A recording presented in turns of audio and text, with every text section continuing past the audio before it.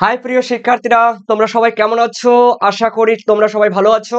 তো এই মুহূর্তে আজকে তোমাদের সামনে, হ্যাঁ, তোমাদের মোবাইলের সামনে এই মুহূর্তে আজকে তোমাদের কিন্তু উচ্চ মাধ্যমিক 2025 সালের টার্গেট রেখে তোমাদের রাষ্ট্রবিজ্ঞান পলিটিক্যাল সায়েন্সের লাইভ নিয়ে আসলাম।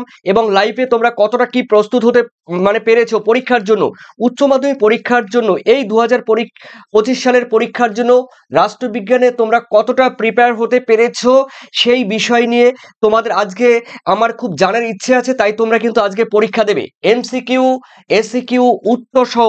দেখো, এরপরে রয়েছে তোমাদের তার মানে আগের উত্তরটি কিন্তু 1986 সালে।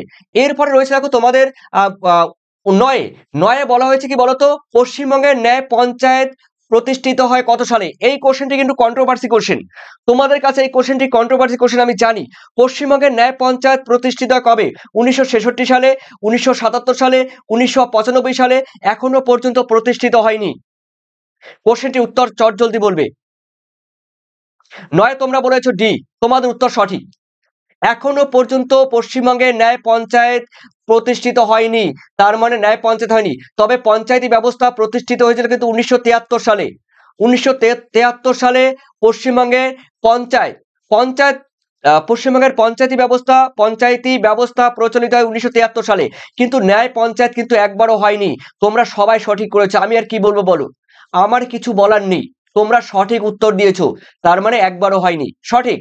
সুপ্রিম কোর্টের বিচারপতি হিসাবে নিযুক্ত হতে গেলে ন্যূনতম বয়স কত হতে হবে? দেখো, আমাদের সুপ্রিম কোর্টের বিচারপতি নিযুক্ত হতে গেলে বয়স হতে হবে 30 বছর, 35 বছর, 45 বছর।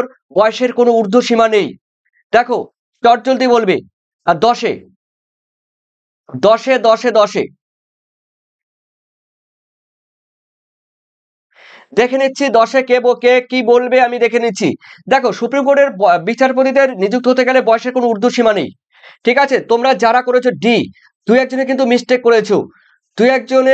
মিস্টেক করেছো। বয়সের কোনো শর্ত নেই, বয়সের কোনো ঊর্ধ্ব সীমা নেই সুপ্রিম কোর্টে, এটা মাথায় রাখবে।